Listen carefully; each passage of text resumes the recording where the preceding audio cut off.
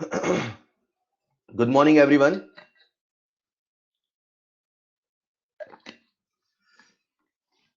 Good morning आप सभी को। A very very good morning. खुश रहो विजय बेटा। कैसे हैं आप सभी? कैसे हैं आप सभी? मस्त हैं, ऑलराइट। जहर हैं, परफेक्ट हैं, अच्छे हैं, फाइन है सर। मैं बिल्कुल ठीक हूं। हम तो ठीक है सर, आप बताइए। ओके। राधे राधे। चलिए तो हम लोग बात कर रहे थे केमिकल इक्विलिब्रियम की, है ना? और मुझे उम्मीद है कि आप सब होमवर्क कर रहे होंगे। तो जैसा कि आपको मैं हर दिन क्लास की स्टार्टिंग के पहले होमवर्क देता हूं, तो सबसे पहले मैं आपको होमवर्क दे दूं ताकि बाकी बच्चे आ जाएं। तब तक आपका जो नेक्स्ट क्लास का होमवर्क रहेगा, नेक्स्ट क्लास का जो होमवर्क रहेगा वो केमिकल इक्विलिब्रियम से सबसे पहले होमवर्क लिख लें बच्चों। सबसे पहले होमवर्क लिख लें। आपका होमवर्क रहेगा up to beginner box 5।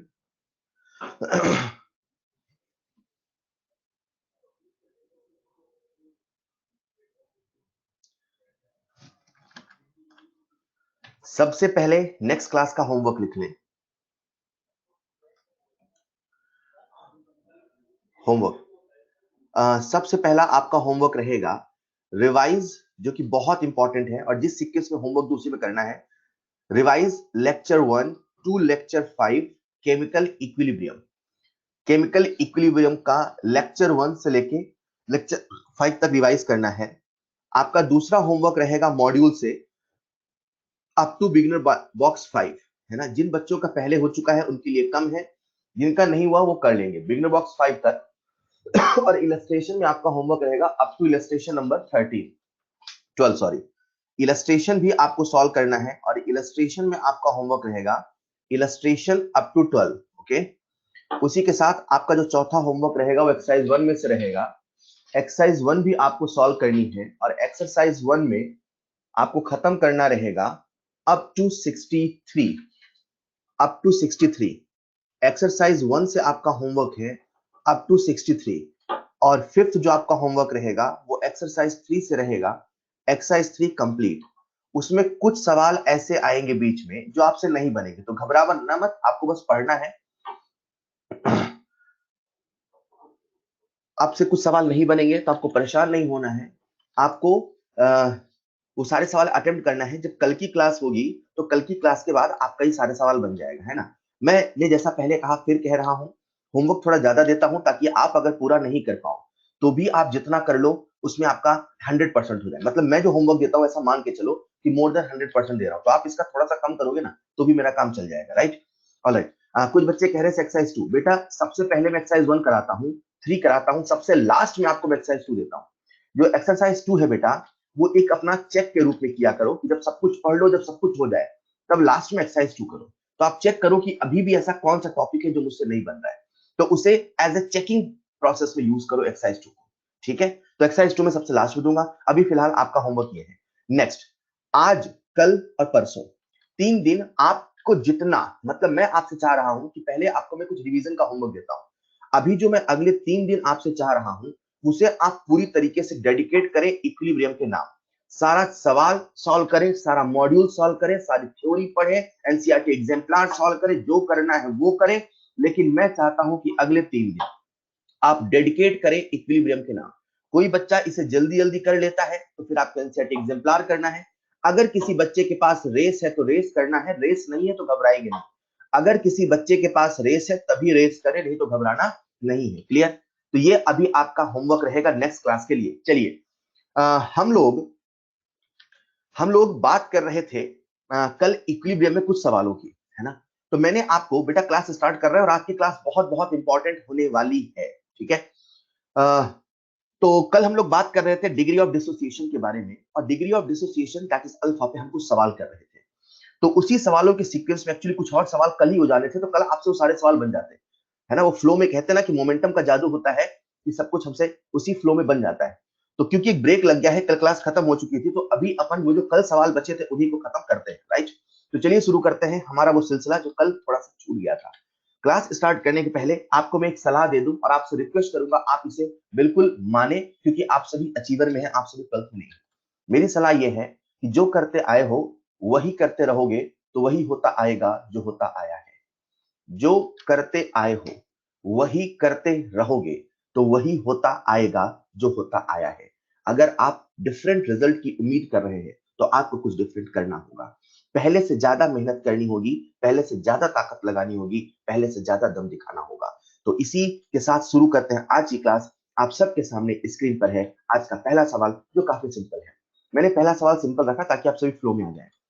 Alright, अपने सामने एक रिएक्शन गिवन है, ए और बी का इनिशियल मोल दे रखा है और हमसे कह रहा है केसी की वैल्यू कितनी होगी। बहुत ही आसान सवाल है। इक्विलिब्रियम पे सी और डी का मोल दिया है और इनिशियल ए और बी का मोल दिया है। आप सभी से सवाल बनना चाहिए, आप सभी से ये सवाल बनना चाहिए। Very very simple problem. सबसे पहले रिएक्शन को लिखें, टी इक्वल टू 0 से T equal to T equilibrium पर रिएक्शन को खींच के ले आए। रिएक्शन अगर इक्विलिब्रियम पे नहीं होती है तो उसे हमें इक्विलिब्रियम पे खींच के ले आना होता है। यही पूरा इक्विलिब्रियम में हम करते हैं। क्लियर?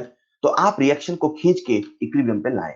बहुत ही आसान है। जिन बच्चों से बन गया बहुत अच्छे, जिनसे नहीं बना अगर कोई ऐसा है तो मैं एक बार इसे बता देता हूं। सबसे पहले अपने सामने रिएक्शन है, टी इक्वल टू 0 से आप स्टार्ट करते हो। शुरुआत में आपको ए और बी के मोल दे रखे हैं। टी इक्वल टू 0 पे इसके दो दो मोल हैं। सी और डी उस समय नहीं रहा होगा। रिएक्शन जब शुरू हुआ होगा कुछ समय के बाद उसमें इक्विलिब्रियम आया होगा। टू में से कुछ चला गया होगा, बी में से भी कुछ चला गया होगा, सी का कुछ बन गया होगा, डी का कुछ बन गया होगा। राइट? यहां पर आपसे कह रहा है कि एट इक्विलिब्रियम, ये जो कंडीशन होती है ना टी इक्विलिब्रियम, ये सारी इक्विलिब्रियम कंडीशन है। इस इक्विलिब्रियम पे सी और डी का मोल दे रखा है 0.5, मतलब जाने अनजाने में उसने हमें एक्स की वैल्यू दे रखी है 0.5। राइट? तो अपने को एक्स की वैल्यू मिल गई यार, तो सी का मोल मिल गया, सॉरी सी का मोल मिल गया 0.5। 0.5 ये कितना होगा 1.5, ये कितना होगा 1.5। बच्चों सुनिएगा, अपने को अभी मोल मिला है और हमें लिखना केसी है। आप सभी जानते हैं जब हम केसी का एक्सप्रेशन लिखते हैं, मुझे पक्का यकीन है आप बहुत सारे बच्चों ने जाने अनजाने में गलती की होगी। आप सभी एक बार देखिएगा, कुछ बच्चों ने जान के, मतलब उनको पता नहीं होगा पर ये गलती हो गई। क्या गलती है सुनिएगा। आपको यहाँ पे केसी लिखना है और जो केसी का एक्सप्रेशन होता है वो होता है concentration of C into concentration of D upon concentration of A into concentration of B. आप जल्दबाजी में क्या करते हो, केसी की वैल्यू पुट करते हो सी 0.5 इंटू 0.5 अपॉन 1.5 इंटू 1.5। आप भूल जाते हो कि आप जो लिख रहे हो वो मोल है, लेकिन आपको जो लिखना वो कंसंट्रेशन है। आप जो लिख रहे हो वो मोल है, आपको जो लिखना है वो कंसंट्रेशन है। तो बच्चों आपको याद रखना है कि जब कंसंट्रेशन लिखोगे तो उसका फॉर्मूला क्या होता है, एन बाई वी, मतलब इन सभी को आप वी से डिवाइड करेंगे। अब आज किस्मत इतनी अच्छी है कि यहाँ पे भी वी आएगा, सॉरी यहाँ पे भी वी आएगा, यहाँ भी वी आएगा, यहाँ भी वी आएगा, यहाँ भी वी आएगा। ये सारा का सारा वी कैंसिल हो जाएगा। तो जाने अनजाने में आप सीधे मोल रख के आंसर निकाल लेते हैं, लेकिन आपको दिमाग में रखना है कि आप मोल नहीं लिखोगे, आप वहां लिखोगे कंसंट्रेशन। क्लियर? तो जब आप इसको सॉल्व करते हैं, दैट इज 0.5 का whole square, 0.5 into 0.5 upon 1.5 into 1.5। जब आप इसको सॉल्व करते हैं बच्चों तो आंसर कितना आता है? The correct answer is 1 by 9। The correct answer is 1 by 9। इसका जो आंसर आता है वो आता है 1 by 9। The correct answer is 1 by 9। बहुत अच्छे, क्या बात है, बहुत सारे बच्चों ने आंसर दिया। अगला जो सवाल ले रहा हूं मैं, थोड़ा सा हाई लेवल का सवाल है। मतलब ये जो सवाल चल रहे हैं, कल हम जो सवाल चल रहे थे उसमें से जो लास्ट के दो सवाल है बहुत बेहतरीन सवाल है। तो अगला जो सवाल है आप सबके सामने स्क्रीन पर है। ये जो सवाल है, पहले आप सुनना मैं क्या कह रहा हूं। इस सवाल को करने के बहुत सारे तरीके हो सकते हैं, पर एक्चुअल में है क्या कि इस सवाल का हमें ऑप्शन दे रखा है और जो ऑप्शन दे रखा है ना, ऑप्शन कुछ ऐसा है, alpha Q P by something, इसमें ऑप्शन बना रखे हैं। ठीक है, बट मैंने इस सवाल में ऑप्शन नहीं दिया है।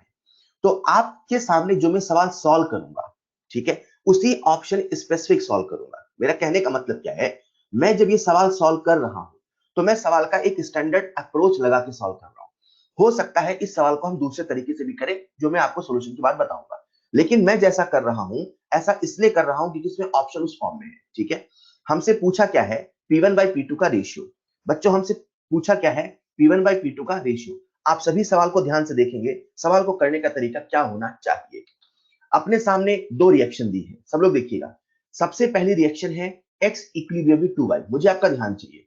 दूसरी रिएक्शन है z equilibrium with p plus q। ठीक है, if alpha is same for both reactant, मतलब इसके लिए भी अल्फा सेम है, इसके लिए भी अल्फा सेम है, ऐसा सवाल में बोल दिया। और Kp1 Kp2 का रेशियो दे रखा है, हमसे P1 और P2 का रेशियो पूछा है, राइट। हमें क्या दे रखा है, Kp1 और Kp2। हमसे पूछा क्या है, P1 और P2 का रेशियो। तो जैसा कि मैंने बहुत पहले शुरुआत में आपसे एक सवाल कराया था, वो जो सवाल मैंने आपसे शुरुआत में कराया था, आपको याद हो, मैंने कहा था बेटा सबसे पहले मोल, फिर मोल से मोल फ्रैक्शन, और मोल फ्रैक्शन से पार्शियल प्रेशर। क्लियर। अब एक बात तो पक्की है कि हमसे टोटल प्रेशर का रेशियो पूछा है। तो एक रिएक्शन ये है, दूसरी रिएक्शन है Z equilibrium with P plus Q। तो ये जो रिएक्शन है इसका टोटल प्रेशर P1 है, ये जो रिएक्शन है इसका टोटल प्रेशर P2 है, ये जो रिएक्शन है इसका इक्विलिब्रियम कांस्टेंट Kp1 है, ये जो रिएक्शन है इसका इक्विलिब्रियम कांस्टेंट Kp2 है। क्लियर यहां तक। ये अपने को इसी फॉर्म में बातें करनी है, ठीक। अब हमें P1 P2 का रेशियो निकालना है, तो कैसे शुरू करेंगे, T इक्वल टू 0 पे क्या हमें x के मोल दिए हैं, नहीं दिए हैं। सर ने कहा कि जब मोल नहीं दिए हो तो आप एज्यूम करना, जो स्टोइचियोमेट्री है उसी के बराबर एज्यूम करना। तो एक बच्चे ने एज्यूम किया 1, एक बच्चे ने एज्यूम किया a। अब यार एक बात सोचो, आप जब a लेके सॉल्व करोगे तो जो kp का एक्सप्रेशन है उसमें a भी आएगा। जब आप यहाँ b लेके सॉल्व करोगे, मतलब 1b लेके सॉल्व करोगे, तो इसके kp में भी b आएगा। सवाल हमसे रेशियो की बात कर रहा, तो यार रेशियो में तो अंत में वो कट ही जाएगा। तो क्यों अपन फालतू में a और b लेके चले, क्यों ना उसे हम सिंपल बना के चले। तो सिंपल बनाने के लिए हमने जो स्टोइचियोमेट्री है उसी के बराबर का उसका इनिशियल मोल ले लिया। अब ये जो इनिशियल मोल लिया, ठीक है, ये जो इनिशियल मोल लिया बच्चों ने कितना लिया, 1। उसी प्रकार से t इक्वल 0 पे इसके कितने मोल होंगे, 1। मुझे उम्मीद है आप सब सुन रहे हैं। जी हाँ, जैसे समय बीतेगा t इक्विलिब्रियम पे आएगा, ये होगा 1 माइनस, बोलो बोलो, 1 माइनस x लिखूं कि अल्फा लिखूं, 1 माइनस x लिखूं कि अल्फा लिखूं। सर यहाँ कुछ भी लिख दो चलेगा। मैंने कहा क्यों, सर सुनो ना, अल्फा का फॉर्मूला होता है x बाई a। यहाँ पे a की वैल्यू कितनी है, 1, मतलब जो अल्फा है वो x के बराबर है। आप यहाँ x लिख दो, आप यहाँ अल्फा लिख दो, चलेगा। पर क्योंकि सवाल में अल्फा की बात कर रहा है तो कोशिश करो अल्फा के फॉर्म में लिखो, कंफ्यूजन कम होगा। ये क्या लिखा मैंने, 1 माइनस अल्फा, तो बोलो ये कितना, 2 अल्फा। वही किस्सा यहाँ पर भी, जब हम t इक्विलिब्रियम पे आएंगे तो 1 माइनस अल्फा अल्फा अल्फा। बच्चों ये 1 माइनस अल्फा 2 अल्फा है क्या, सर ये मोल्स एट इक्विलिब्रियम है, ये है मोल्स एट इक्विलिब्रियम। लेकिन हमें लिखना क्या है, Kp। हमें चाहिए क्या, पार्शियल प्रेशर। और पार्शियल प्रेशर का फॉर्मूला क्या होता है, बोलो। जब मैं पूछूं बोलो तो आपको बोलना है जहां बैठे हैं। पार्शियल प्रेशर का फॉर्मूला क्या होता है, mole fraction into total pressure. Partial pressure का फॉर्मूला क्या होता है, mole fraction into total pressure. अरे हाँ या ना, मतलब अपने को मोल फ्रैक्शन निकालना होगा। मोल फ्रैक्शन निकालने के लिए अपने को टोटल मोल निकालना होगा। बोलो टोटल मोल कितना, सर 1 माइनस अल्फा इसके 2 अल्फा इसके, तो 1 माइनस प्लस 2 अल्फा बोले तो 1 प्लस अल्फा। ये क्या आ गए, ये टोटल मोल आ गए। अब हमें क्या मिल जाएगा, मोल फ्रैक्शन। मोल फ्रैक्शन का फॉर्मूला क्या होता है, जिसका पूछा है उसका mole upon total. Mole fraction का फॉर्मूला क्या होता है, बोलो, जिसका पूछा उसका मोल अपॉन टोटल। किसका पूछा, एक्स का, कितने मोल, 1 minus alpha upon 1 plus alpha. कितने मोल, 2 अल्फा अपॉन 1 प्लस अल्फा। ये हमने क्या निकाल लिया, मोल फ्रैक्शन। मोल फ्रैक्शन क्यों निकाल रहे थे, ताकि निकल जाए पार्शियल प्रेशर। पार्शियल प्रेशर क्यों निकाल रहे थे, ताकि निकल जाए केपी। केपी क्यों निकाल रहे, अरे सर सवाल में केपी का रेशियो दिया है तो केपी तो निकालना पड़ेगा ना यार। अच्छा ठीक है, तो यहां से अपन ने केपी की वैल्यू निकाल लेंगे। कैसे, इसे हम टोटल प्रेशर P1 से मल्टीप्लाई कर देते हैं। जैसे हमने टोटल प्रेशर P1 से मल्टीप्लाई कर दिया तो बच्चों ये हमारे सामने बन जाएगा, क्या बन जाएगा, पार्शियल प्रेशर। P1 क्या है, टोटल प्रेशर, हमने माना है इक्विलिब्रियम पर, राइट। अब आप जब इसका केपी का एक्सप्रेशन लिखेंगे बच्चों, तो कैसे लिखेंगे, 2 अल्फा अपॉन 1 प्लस अल्फा का whole square into P1 square upon 1 minus alpha upon 1 plus alpha into P1। ये मैंने पहली रिएक्शन के लिए Kp1 लिख लिया। ठीक इसी प्रकार से अब हम दूसरी रिएक्शन के लिए Kp2 लिखेंगे। तो चलो लिखते हैं, इस बार आपको बोलना है, आप सबको बोलना है अगर आप सीख रहे हैं तो। सुनो बच्चों, दूसरी रिएक्शन में आ चुके हैं हम। Initial mole 1, T equal to equilibrium पे बोलो 1 माइनस अल्फा अल्फा अल्फा। बोलो टोटल कितने मोल, बोलो टोटल कितने मोल, total mole 1 minus alpha plus alpha. Alpha alpha cancel हो जाएगा, टोटल मोल 1 प्लस अल्फा फिर से आएगा। अब हमें क्या निकालना है, मोल फ्रैक्शन। मोल फ्रैक्शन का फॉर्मूला बोलेंगे, फिर जिसका पूछा उसका मोल अपॉन टोटल मोल, जिसका पूछा उसका मोल अपॉन टोटल मोल। किसका पूछा, सर जेड का। कितने मोल है इक्विलिब्रियम पे, 1 minus alpha upon 1 plus alpha, alpha upon 1 plus alpha, alpha upon 1 plus alpha. ये क्या लिख लिया, मोल फ्रैक्शन। हमें क्या चाहिए, पार्शियल प्रेशर। किससे मल्टीप्लाई करना पड़ेगा, टोटल प्रेशर। कहां का, इक्विलिब्रियम का। सर क्यों इक्विलिब्रियम का, अरे मोल फ्रैक्शन भी तो इक्विलिब्रियम का है। पार्शियल प्रेशर भी तो इक्विलिब्रियम का चाहिए। पार्शियल प्रेशर इक्विलिब्रियम का क्यों चाहिए? अरे क्योंकि केपी में जो हम पार्शियल प्रेशर लिखते हैं वो इक्विलिब्रियम का ही तो लिखते हैं। तो इसको हम मल्टीप्लाई कर देते हैं टोटल प्रेशर P2 से, टोटल प्रेशर P2 से, ये हमने P2 से मल्टीप्लाई कर दिया, हमारे पास पार्शियल प्रेशर आ गया। बच्चों अब तो सवाल में कुछ ना बचा है, अब बोलो हमें क्या लिखना है? सर अब हम लिखेंगे Kp2। तो Kp2 देखो ना, ये है Z is in equilibrium P plus Q, मतलब partial pressure of P into partial pressure of Q upon partial pressure of Z। Partial pressure of P कितना? Alpha upon 1 plus alpha, alpha upon 1 plus alpha, अरे दोनों same है ना यार, तो square हो जाएगा क्या? अल्फा अपॉन 1 प्लस अल्फा का whole square into P2 square upon 1 minus alpha upon 1 plus alpha into P2। ये Kp1 है, ये Kp2 है। सवाल में आपको Kp1 अपॉन Kp2 दे रखा है। आप सभी Kp1 Kp2 की वैल्यू पुट करेंगे, इसे सिंप्लीफाई करेंगे और आप सभी लोग, मैं कह रहा हूं, मुझे P1 बाई P2 की वैल्यू बताएंगे। आपके सामने Kp1 Kp2 लिखा है, इसे फिट करेंगे, यहां पे पुट करेंगे और मुझे P1 बाई P2 का रेशियो निकाल के बताएंगे। आपके पास है पूरे 10 सेकंड।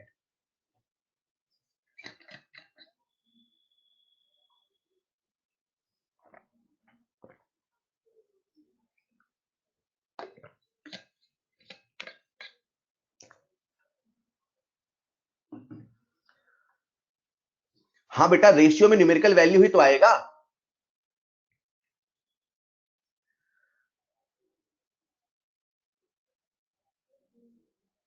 अभिषेक बेटा, ये सेम प्रोसेस मैं कई सवाल में कई बार रिपीट कर चुका हूं, इसमें धीरे बोलने की आवश्यकता ही नहीं है।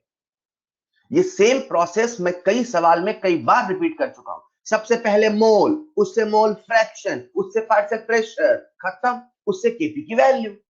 सबसे पहले मोल, उससे मोल फ्रैक्शन, उससे पार्शियल प्रेशर, उससे केपी की वैल्यू। यही चीज मैं कई बार रिपीट कर चुका हूं।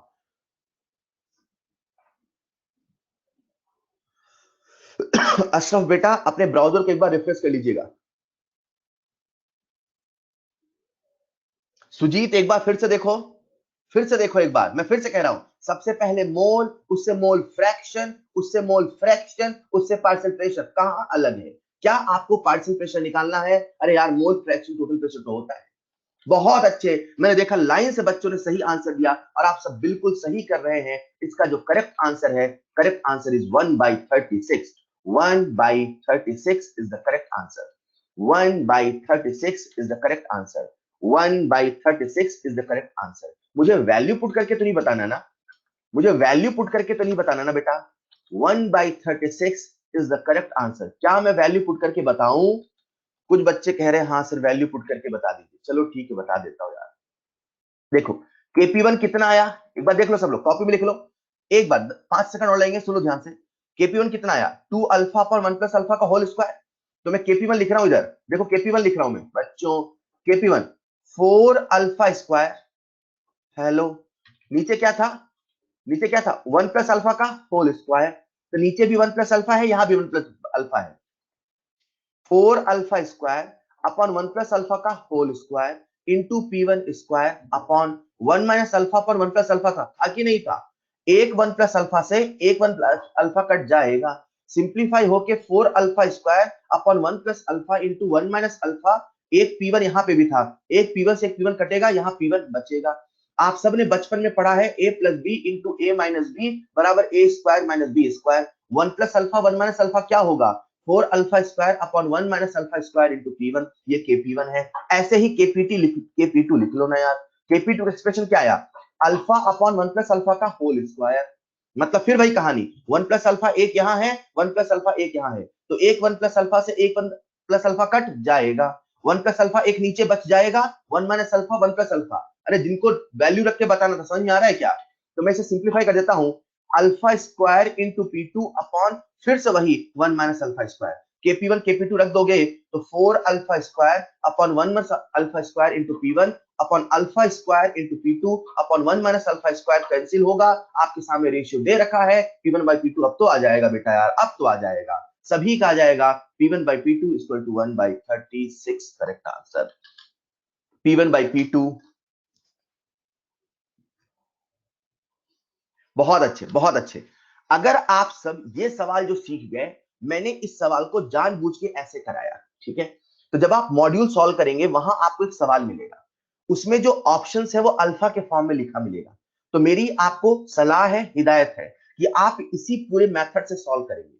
मैंने ये क्यों कहा, जब मैं डिस्कशन करूंगा मैं आपको याद दिलाऊंगा, बेटा याद करो मैंने आपसे ऐसा करने को कहा था। क्या? सबसे पहले मोल, फिर उससे मोल फ्रैक्शन, फिर उससे पार्शियल प्रेशर, फिर उससे केपी का एक्सप्रेशन। एक बार बोलेंगे, बोलेंगे, सबसे पहले मोल, फिर उससे मोल फ्रैक्शन, सबसे पहले मोल, फिर उससे मोल फ्रैक्शन, फिर उससे पार्शियल प्रेशर और फिर उससे केपी का एक्सप्रेशन। बेटा अगर आप स्टार्टिंग में P1 और P2 लेके चलोगे, एक बार लेके चलो। एक बच्चा मुझसे कह रहा है, हर्षित, कि सर अगर हम स्टार्टिंग में P1 P2 लेके चले, बेटा आप लेके सॉल्व करो लेके, देखो क्या दिक्कत आती है। एक बार लेके सॉल्व करो, एक बार आप लेके सॉल्व करें, समझ में आएगा हमें क्या करना है। सोचो मत, उसे करके देखो। तो हर्षित क्लास के बाद आप इसे सॉल्व करना, फिर मुझे बताना। ऑलराइट, चलिए ये सवाल आपके सबके सामने था जिसमें हमने एक मेथड से सॉल्व किया। इसी के साथ आप सबके सामने स्क्रीन पे अगला सवाल। अगला सवाल बहुत अच्छा सवाल है, ठीक है। इसके माध्यम से आपको मैं कंसेप्ट बताऊंगा, सबसे पहले आप सभी इसे अटेम्प्ट करेंगे।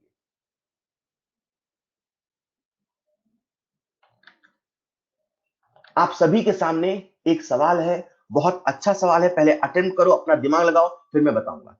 इसे हम अच्छे सवाल की कैटेगरी में रखते हैं और ऐसे सवाल मैंने ऑब्जर्व किया, जब जब आपके एग्जाम में आते हैं बच्चे अक्सर इसे गलत कर देते हैं।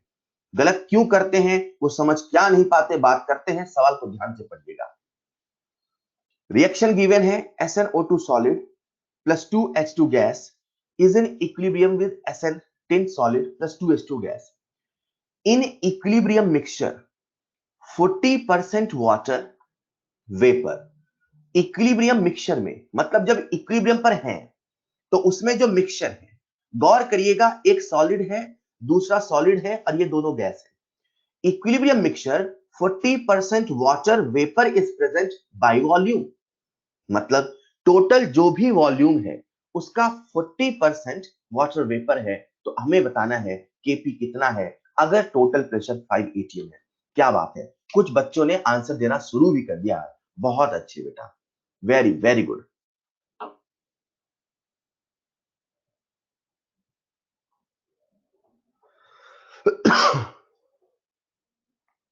एग्जैक्टली हर्षित, आप समझ गए, इसीलिए इन सवालों के लिए एक स्टैंडर्ड मेथड बताया जाता है, तो वैसे ही सवाल को करना है। ऑलराइट, आप सभी के सामने स्क्रीन पे एक सवाल है, सभी लोग सवाल को समझें। होता क्या है, जब आपके सामने कोई सवाल होता है तो उसमें कोई एक वर्ड नहीं समझ में आता है। जैसे आप में से बहुत सारे बच्चे इसी वर्ड का मतलब नहीं समझ होंगे, sir 40% water vapour by volume का मतलब क्या है? 40% वाटर वेपर बाय वॉल्यूम का मतलब क्या है? तो उसे 2 बार 3 बार पढ़ के तसल्ली से फील करो, कुछ सोचो, कुछ रिलेट करो जो आपको पता है।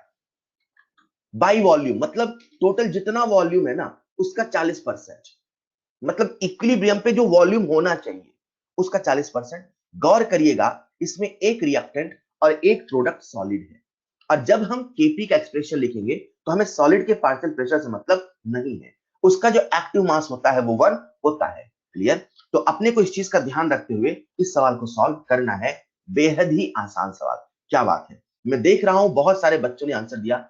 जो बच्चे नहीं सोच पा रहे हैं उनको मैं हिंट नंबर 1 दे रहा हूं ताकि आप सभी कुछ तो करें। Hint number 1, 40% by volume. 40% by volume का मतलब है 40% बाय मोल। सर ये कैसे? अरे पीवी बराबर एनआरटी होता है, पी भी एन के प्रोपोर्शनल होता है, वी भी एन के प्रोपोर्शनल होता है। अगर कोई 40% बाय वॉल्यूम है इसका मतलब वो 40% बाय मोल है, मतलब टोटल जितना मोल है 40% अकेला वाटर वेपर है। सोचो, टोटल जितना मोल है 40% अकेला वाटर वेपर है। जब कभी सवाल में, इसे रूल बना ले बच्चों, जब कभी सवाल में बाय वॉल्यूम बोलेगा, जब कभी सवाल में बाय वॉल्यूम बोलेगा आप समझ जाएंगे वही बाई मोल भी है, वही बाई मोल भी है। 40% बाई वॉल्यूम बोलने का मतलब है 40% बाई मोल। हेलो, अरे मैंने आपको फ्रैक्शन बताया था बच्चों, आपका ध्यान चाहिए। मैंने कहा था फ्रैक्शन, मैंने जब आपको फ्रैक्शन पढ़ाया था तो मैंने ऐसे एग्जांपल लिया था, मुझे अच्छे से याद है। जब मैंने आप लोगों को फ्रैक्शन पढ़ाया था, मैंने एग्जांपल लिया था, बेटा मान लो एक क्लास है, उसमें बॉयज है 60, गर्ल्स है 40, बताओ what is the fraction of boys, बताओ what is the fraction of boys. तो आप सब ने कहा था सर 60/100। ये जो फ्रैक्शन होता है दैट इज 60/100, ये जो फ्रैक्शन होता है दैट इज 60/100, जब इसको हम 100 से मल्टीप्लाई कर देते हैं तो बच्चों यही तो परसेंट होता है। तो मैंने आपको मोल कंसेप्ट में जब फ्रैक्शन की बात बताई थी तो मैंने कहा था फ्रैक्शन इंटू 100 कर दो वो परसेंट होता है, फ्रैक्शन इंटू 100 कर दो वो परसेंट होता है, फ्रैक्शन इंटू 100 कर दो वो परसेंट होता है। अच्छा, सवाल में 40% बाई वॉल्यूम बोला है, इसका मतलब ये 40% बाई मोल है, इसका मतलब हम मोल फ्रैक्शन निकल जाएगा। क्यों? अरे सर ने कहा था फ्रैक्शन इंटू 100% होता है, तो कहने का मतलब है मोल फ्रैक्शन, क्योंकि मोल की बात हो रही, मोल फ्रैक्शन इंटू 100 बराबर मोल परसेंट। मोल परसेंट कितना? 40, 40/100 कितना बच्चों? 0.4। अरे मोल फ्रैक्शन आ गया 0.4। अरे सवाल खत्म हो गया। क्या बात कर रहे हो सर? जी हाँ, सवाल खत्म हो गया। SnO2 solid plus 2H2 gas is in equilibrium with Sn solid plus 2H2O gas. जिन बच्चों से सवाल नहीं बना या जिनका पेन नहीं चल रहा वो ध्यान से देखेंगे, वो ध्यान से देखेंगे। I will not repeat again. Chat box में टाइप नहीं करना है, समय समाप्त। मैं कुछ डिस्कस कर रहा हूं उसे लिसन। अगर 40% बाय वॉल्यूम है, ये कहने का मतलब 40% बाय मोल है। इमेजिन करिए एक कंटेनर के अंदर रिएक्शन हो रही है, इमेजिन करिए एक जगह रिएक्शन हो रही है, ठीक है। अभिषेक बेटा सुनो जो मैं कह रहा हूं, आंसर देने बिजी नहीं रहे। कुछ बच्चे लिख रहे हैं सर वॉइस क्लियर नहीं आ रही, वीडियो क्लियर नहीं आ रही। बेटा अपने ब्राउजर को रिफ्रेश करो। यशवंत बेटा क्या दिक्कत आ रही? ब्राउजर को रिफ्रेश करें, ब्राउजर को रिफ्रेश करें। हाँ, तो मैंने कहा ओके आ रही है। मैंने कहा कि अगर एक जगह पे इमेजिन करो, एक जगह पे ये मान लो बॉटल है, ठीक, यहां पे रिएक्शन हो रही है, इसमें रिएक्टेंट भी है, प्रोडक्ट भी है और कुछ गैसेस है। तो यार जो सॉलिड है, सॉलिड तो वॉल्यूम ऑक्युपाई नहीं करते ना, जो गैसेस होते हैं वो वॉल्यूम ऑक्युपाई करते हैं। और अपन कहते हैं कि जो गैसेस हैं उनके द्वारा जो ऑक्युपाइड वॉल्यूम है वो कंटेनर का वॉल्यूम है। लेकिन इमेजिन करो वो रिएक्शन जहां हो रही है वो कंटेनर एक्सपांड कर सकता है, वो कंटेनर में एक्सपांशन हो सकता है। अब मैंने कहा कि वो जो टोटल वॉल्यूम है उसका 50%, लेट्स से उसका 50% ए है। तो आप क्या सोचोगे? अच्छा, टोटल वॉल्यूम का 50% ए है मतलब 50% बी है। यहां पे जो बाई वॉल्यूम वर्ड बोला इसको समझिए, ये कहना चाह रहा है कि इक्विलिब्रियम पे जो अमाउंट है, जो दोनों का वॉल्यूम आएगा उसमें से 40% वेपर है और 60% हाइड्रोजन गैस है। सर आपने सॉलिड को क्यों नहीं लिया? अरे यार, सॉलिड के द्वारा वॉल्यूम ऑक्युपाइड नहीं आएगा, गैसेस एक्सपांड होती है। तो 40% कौन है? 40% कौन है? 40% है वाटर वेपर और 60% कौन है? Hydrogen gas. जैसे मुझे पता चला अच्छा टोटल वॉल्यूम जो भी उसका 40% वेपर है, 60% हाइड्रोजन गैस है, तो ऐसा भी तो सोचो कि 40% मोल वाटर वेपर के हैं, 60% मोल हाइड्रोजन के। बाई वॉल्यूम कहने का मतलब है बाई मोल, बाई वॉल्यूम कहने का मतलब है बाई मोल। और ये केवल एसटीपी पे वैलिड नहीं है, ये हर समय वैलिड है यार। This is not valid only for STP. ये कहां से? मैंने ऐसा कुछ बोला क्या अभी? नहीं। Why you are drawing conclusion by all by yourself? कुछ होगा तो बोलूंगा। ये हर वक्त वैलिड है। ये परसेंटेज की बात हो रही है, मतलब 40% बाय वॉल्यूम मतलब 40% बाय मोल। अब परसेंट मोल का मतलब क्या है? तो मैंने आपको बताया था कि फ्रैक्शन इंटू 100% होता है, तो वही लॉजिक अपन ने यहां लगाया कि फ्रैक्शन इंटू 100% है। तो मोल परसेंट कितना है? 40। मोल परसेंट कितना है? 40। सही है साहब। हम क्या निकाल ले? Mole fraction. सर आपके दिमाग में मोल फ्रैक्शन का ख्याल क्यों आया? क्योंकि मुझे केपी निकालना है और मैंने कहा केपी के लिए अपने को पार्शियल प्रेशर चाहिए और टोटल प्रेशर दे रखा है। अरे जैसे मैंने टोटल प्रेशर देखा मन में लड्डू फूटा। पार्शियल प्रेशर बराबर mole fraction into total pressure तो होता है। हमें पार्शियल प्रेशर निकालना है। क्यों निकालना है? क्योंकि केपी के एक्सप्रेशन में पार्शियल प्रेशर तो लिखते हैं ना यार। अरे हाँ सर, मतलब मोल फ्रैक्शन निकाल लें, मोल परसेंट पता चल गया है, चलो मोल फ्रैक्शन निकाल लेते हैं। मोल फ्रैक्शन 0.4 आ गया है, अरे सवाल खत्म हो गया है। इसका कितना मोल फ्रैक्शन एट इक्विलिब्रियम, बच्चों सुनिएगा, मुझे हाइड्रोजन के, मुझे वाटर वेपर के मोल फ्रैक्शन पता चल गए। सर अभी तो हमें केवल वाटर वेपर के पता चले हैं। अरे यार, आपको ये भी तो पता है कि मोल फ्रैक्शन का जो एडिशन होता है वो 1 होता है। अगर अगर अगर इसका मोल फ्रैक्शन 0.4 है तो गारंटी है इसका मोल फ्रैक्शन 0.6 भी तो होगा। सर आप सॉलिड की बात क्यों नहीं कर रहे हो? केपी केसी के एक्सप्रेशन में सॉलिड लिक्विड का एक्टिव मास 1 लिखा जाएगा, हमें उससे मतलब नहीं है। इन दोनों के फॉर्म में ही केपी होगा, इन दोनों के फॉर्म में ही बातें हो रही हैं। तो इसके कितने मोल फ्रैक्शन हो गए? 0.4। इसके कितने मोल फ्रैक्शन हो गए? 0.6। एक बच्चा काल्पनिक मुझसे पूछता है, सर इसके 0.6 तो 2 से मल्टीप्लाई नहीं करें, सर इसके 0.4 2 से मल्टीप्लाई नहीं करें। अरे बेटा, ये मोल फ्रैक्शन है, ये कुछ ऐसा है कि इक्विलिब्रियम पर हाइड्रोजन के इतने मोल फ्रैक्शन है, तो वो है, वो सब कुछ मल्टीप्लाई करके बताया ना। वो तो जब हम लोग t इक्वल टू 0 से t इक्वल टू इक्विलिब्रियम पे लाते हैं, हमें नहीं पता होता वैल्यू x और y के फॉर्म में, तो हम मल्टीप्लाई करके चलते हैं। ऐसा समझो ना कि इक्विलिब्रियम पे अगर इसके मोल जो भी थे, मतलब ये मान लो ऐसा था a माइनस 2x, तो ये a माइनस 2x की वैल्यू दे रखी है। इसकी इसकी वैल्यू अगर होती, मान लो वेपर की वैल्यू होती 2x अपॉन टोटल मोल, तो ये टोटल वैल्यू दे रखी है। आपको यहाँ पे 2 से मल्टीप्लाई करने की आवश्यकता नहीं है, क्योंकि ये जो दे रखा है वो मोल फ्रैक्शन दे रखा है। अब हमें मोल फ्रैक्शन मिल गया है। मोल फ्रैक्शन जैसे मिल गया तो देखो ना, if total pressure at equilibrium is 5 atm, equilibrium का टोटल प्रेशर हमें दे रखा है, तो जैसे ही इंटू पी टोटल कर देंगे, क्या हमें पार्शियल प्रेशर मिल जाएगा? अरे हाँ, पार्शियल प्रेशर मिल जाएगा। तो बेटा, total pressure into mole fraction मतलब 5 इंटू 0.6, 5 इंटू 0.4, ये हमें मिल गया पार्शियल प्रेशर। क्या मिल गया?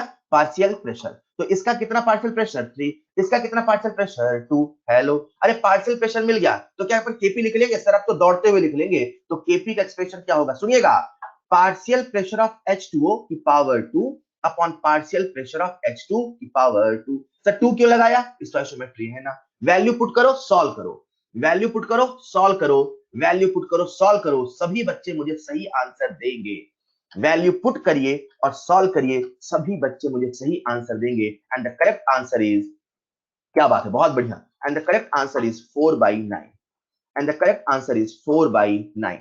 इस सवाल में मुझे आपको सिखाना था, इस सवाल का जो कंक्लूजन है, क्या है कंक्लूजन? इस सवाल का जो कंक्लूजन है आपको याद रखना है, अगर कभी किसी सवाल में बोलता है percent by volume, percent by volume, तो आप उसे मान लेंगे परसेंट बाय मोल, आप उसे मान लेंगे percent by mole. Percent by mole मान लोगे, फिर वहां से आप मोल फ्रैक्शन निकाल लोगे। क्यों? तो दूसरा कंक्लूजन है मोल फ्रैक्शन, जो आपको पहले बताया था, मोल फ्रैक्शन इनटू 100 बराबर मोल परसेंट, मोल फ्रैक्शन इनटू 100 बराबर मोल परसेंट।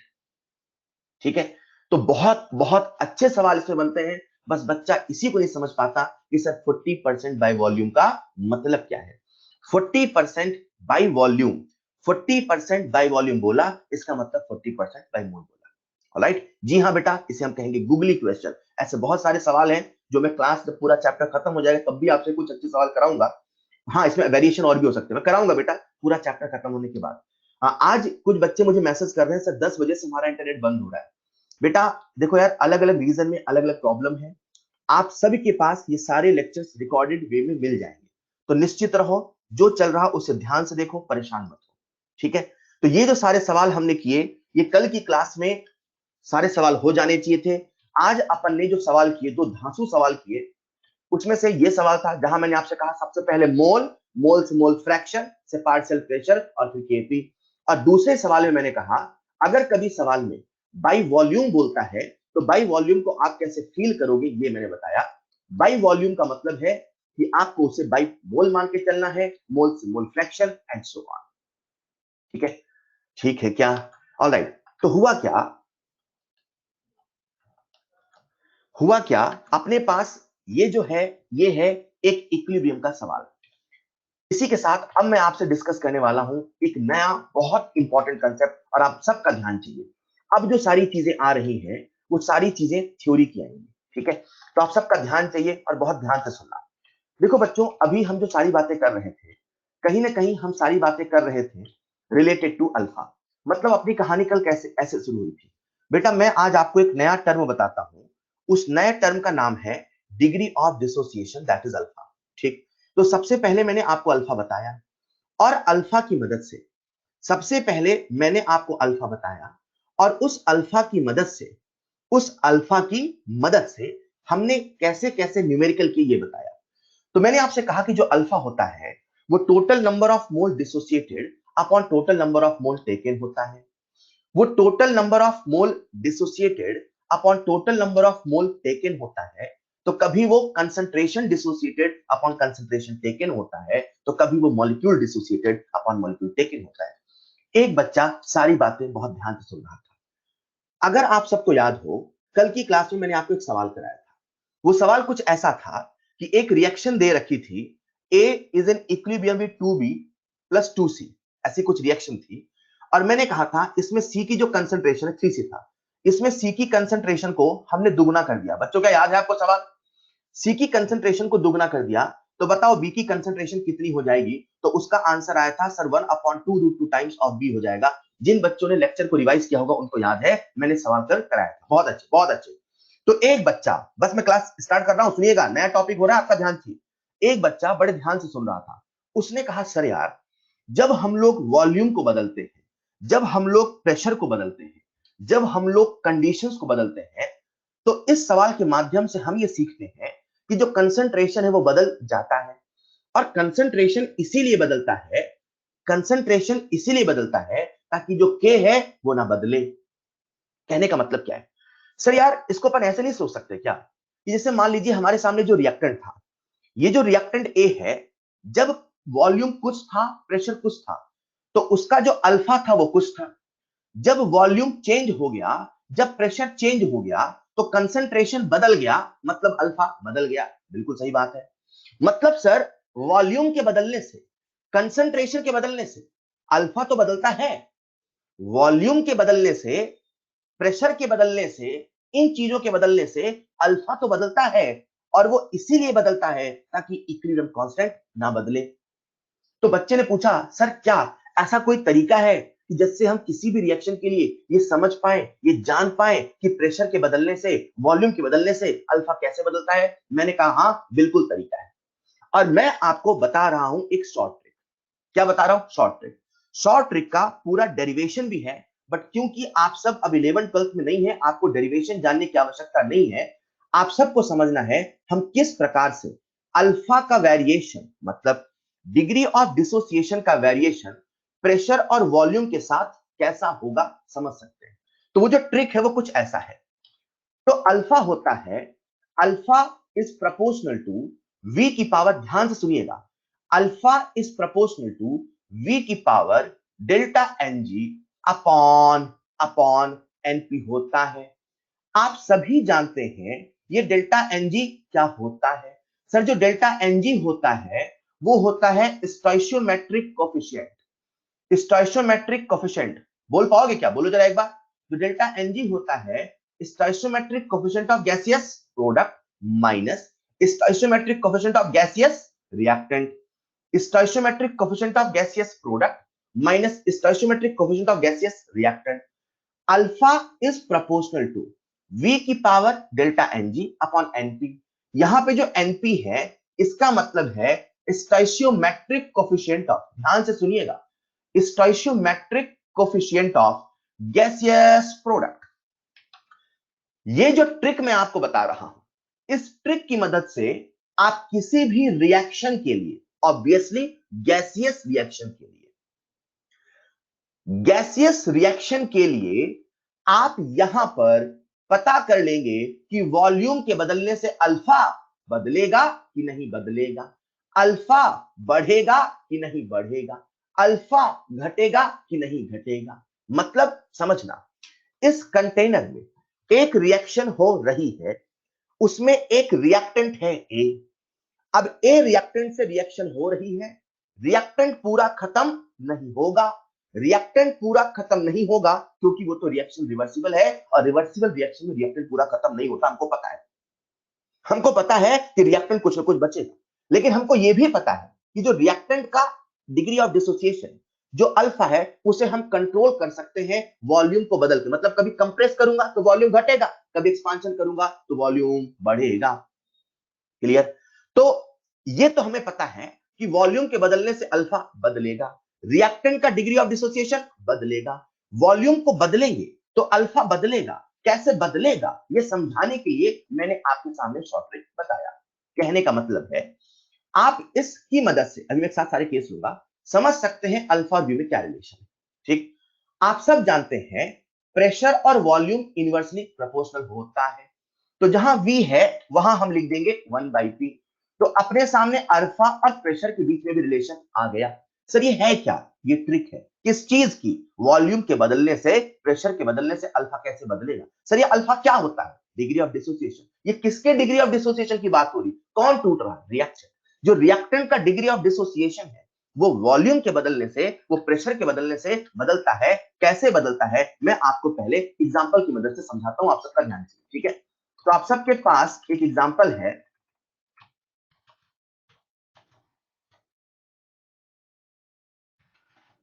आप सबके पास एग्जांपल है, सुनिएगा ध्यान से। मैं एक बार यहां फॉर्मूला फिर से लिख देता हूं, एक बार बोलना जरा वॉल्यूम वाला फॉर्मूला। अल्फा प्रोपोर्शनल टू, बोलो बोलो, वी की पावर, बोलो बोलो, अल्फा प्रोपोर्शनल टू वी की पावर, बोलिएगा, डेल्टा एनजी अपॉन एनपी। ये एनपी क्या है? Sir stoichiometric coefficient of, stoichiometric coefficient of, stoichiometric coefficient of gaseous product. मुझे बताओ v के बाद p का फॉर्मूला क्या था? सर p का फॉर्मूला था अल्फा प्रोपोर्शनल टू 1/p की power delta NG upon NP. v 1/p। इसे एक एक करके देखते हैं। राइट, एक बच्चा, यार इसमें क्या होता है, फ्लो टूट जाता है। लगातार दक्ष लिख रहा है, सर वॉइस नहीं आ रही, सर लेक्चर मिस हो रहा है, सर वॉइस, मुझे पता है आपकी टेंशन क्या है, बट दक्ष बेटा ये केवल आपकी दिक्कत है, ये केवल आपकी प्रॉब्लम आ रही है। आप जब बार बार मैसेज लिखते हो ना, मैसेज पढ़ता हूं तो मेरा ध्यान डाइवर्ट होता है। अगर एक साथ कई सारे बच्चे मैसेज लिखते हैं तो मैं उसे क्लियर कर देता, हाँ सभी बोल रहे हैं सर क्लियर है। दो तीन बच्चों का होगा, उसे आप रिफ्रेश कर लो, यहां से प्रॉब्लम नहीं है दक्ष। राइट, परेशान मत हो, आप उसे रिफ्रेश करो। चलिए सुनिएगा, तो फिर मैंने कहा कि अपने सामने अल्फा का एक ट्रिक आ गया। बच्चों ध्यान से सुनना, मैं कह रहा हूं। अब एक एक केस लेके समझते हैं। हम सबको पता है कि डेल्टा एनजी के तीन केस होंगे, या तो डेल्टा एनजी जीरो होगा, या तो delta NG greater than zero होगा, या तो delta NG less than zero होगा। डेल्टा एनजी जीरो का भी अपने पास एक रिएक्शन है, delta NG greater than zero का भी रिएक्शन है, delta NG less than zero का भी रिएक्शन है। बच्चों सुनिएगा ध्यान से, जो अल्फा है, लिसन केयरफुली, जो अल्फा है वो प्रोपोर्शनल है वी के power delta NG upon np. सबसे पहले आते हैं अपन वॉल्यूम वाले फैक्टर पे। तो जब किसी रिएक्शन के लिए डेल्टा एनजी की वैल्यू जीरो है, जब किसी रिएक्शन के लिए डेल्टा एनजी की वैल्यू जीरो है, तो अल्फा प्रोपोर्शनल टू वी की पावर जीरो अपॉन समथिंग, मतलब वी की पावर जीरो, मतलब अल्फा, और किसी चीज की पावर जीरो क्या होता है? 1। इसका मतलब जो अल्फा है वो कैसा हो गया? एक कांस्टेंट हो गया। मतलब अगर ऐसी रिएक्शन जिसका डेल्टा एनजी जीरो है, उसका आप वॉल्यूम बढ़ाओ या वॉल्यूम घटाओ, डिग्री ऑफ डिसोसिएशन नहीं बदलेगा। मतलब एक कंटेनर में H2 प्लस I2 के बीच में इक्विलिब्रियम आ चुकी है। H2 के आपने कुछ मोल लिए थे, I2 के आपने कुछ मोल लिए थे, इन दोनों में से कुछ कुछ टूट गया था, कुछ कुछ बच गया था। आपने कंटेनर का वॉल्यूम बदल दिया, कभी कंप्रेस करके घटा दिया तो कभी एक्सपांशन करके बढ़ा दिया। जब वॉल्यूम को बदलोगे, जब वॉल्यूम को बदलोगे, अगर उस रिएक्शन का डेल्टा एनजी जीरो है तो डिसोसिएशन मतलब अल्फा में कोई चेंज नहीं आएगा। ये कहने का मतलब है कि जितना रिएक्टेंट था उतना ही टूटा रहेगा और नहीं टूटेगा। लेट्स से H2 के 5 मोल थे, ये जो A है ना, और सिंपल ले लें, H2 के 5 मोल थे, I2 के भी 5 मोल थे, 5 में से 2 मोल टूट गए थे, 5 में से 2 मोल टूट गए थे, यहां पर भी 5 में से 2 मोल टूट गए थे, तो 5 में से 2 चले गए, 3 मोल बच गए ना यार। हाँ साहब, अगर रिएक्शन का डेल्टा एनजी जीरो है तो आपने वॉल्यूम को घटाया या वॉल्यूम को बढ़ाया, उसका अल्फा नहीं बदलेगा, मतलब इक्विलिब्रियम पे आपके दोनों के 3-3 मोल ही मिलने वाले हैं। ठीक है, ठीक उसी प्रकार से मान लीजिए कोई रिएक्शन ऐसी होती, मान लीजिए कोई रिएक्शन ऐसी होती जिसका डेल्टा एनजी ग्रेटर देन 0 है। बच्चों समझिएगा, डेल्टा एनजी ग्रेटर देन 0 है, ये कहने का मतलब है डेल्टा एनजी पॉजिटिव है। जैसे PCl5 is in equilibrium with PCl3 plus Cl2। जब हम इसका डेल्टा एनजी निकालेंगे, क्या निकालेंगे? Delta ng. तो 1 + 1 2, 2 - 1 1, डेल्टा एनजी कितना बच्चों? 1। डेल्टा एनजी की वैल्यू कैसी है? पॉजिटिव। अब आपको मैंने अल्फा और वी में एक रिलेशन बताया था, अल्फा प्रोपोर्शनल टू वी की पावर, बोलो बोलो, बोलते बोलते याद होगा, अल्फा प्रोपोर्शनल टू वी की power delta NG upon NP. NP का मतलब stoichiometric coefficient of gaseous product. NP का मतलब stoichiometric coefficient of gaseous product. बच्चों कितना है? 2। मतलब आपके दिमाग में सेट हो कि जो अल्फा है वी के प्रोपोर्शनल है, अगर डेल्टा एनजी पॉजिटिव है, अगर डेल्टा एनजी पॉजिटिव है तो वी बढ़ेगा। आपसे पूछ रहा हूं मैं, आज जितना बोलेगे उतना मजा आएगा। वी बढ़ेगा तो अल्फा बढ़ेगा, वी बढ़ेगा तो अल्फा बढ़ेगा, वी घटेगा तो अल्फा घटेगा। हमने एक ऐसी रिएक्शन जिसका डेल्टा एनजी पॉजिटिव था के केस में वॉल्यूम को बढ़ाया। अच्छा, डेल्टा एनजी पॉजिटिव है मतलब अल्फा प्रोपोर्शनल टू वी है, तो डेल्टा एनजी पॉजिटिव मतलब वी बढ़ेगा तो अल्फा बढ़ेगा, अल्फा बढ़ेगा। लिसन केयरफुली, अल्फा बढ़ेगा कहने का मतलब क्या है?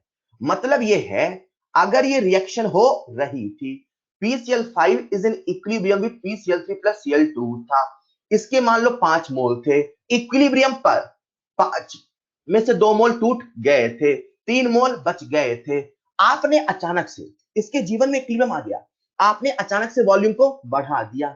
जैसे ही वॉल्यूम को बढ़ाओगे, जैसे ही वॉल्यूम को बढ़ाएंगे तो ये हमारा लॉजिक कहता है कि अल्फा बढ़ जाएगा। मतलब अगर इक्विलिब्रियम पर आपके PCl5 के 3 मोल बचे थे तो अब ये उससे कम हो जाएंगे। सर 3 से कम क्यों होंगे? अरे यार, पहले जब V वॉल्यूम था तो 5 में से 2 गया था, 3 बचा था। जैसे आपने वॉल्यूम को बढ़ा दिया, अल्फा बढ़ गया, डिग्री ऑफ डिसोसिएशन बढ़ गया, रिएक्टेंट और टूटेगा। जब रिएक्टेंट और टूटेगा तो घटना जाएगा यार। अगर पहले 3 था तो 3 से कम ना हो जाएगा यार। हेलो, अच्छा, मतलब सर हम ये भी तो कह सकते हैं कि अगर किसी रिएक्शन का डेल्टा एनजी पॉजिटिव है तो वॉल्यूम बढ़ाने पर अल्फा बढ़ जाएगा, रिएक्टेंट और टूटेगा, मतलब रिएक्शन जब टूटेगा तो क्या बनाएगा? प्रोडक्ट।